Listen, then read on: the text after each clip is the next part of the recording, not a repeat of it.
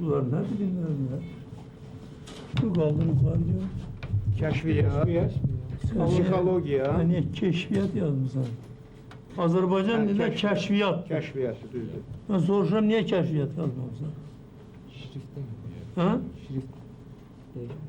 Niye değişmemişler?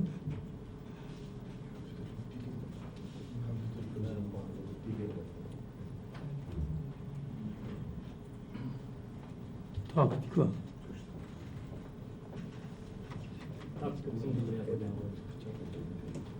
Psikoloji bunu düz yazmışlar. Ama bu düz yazılmıyor.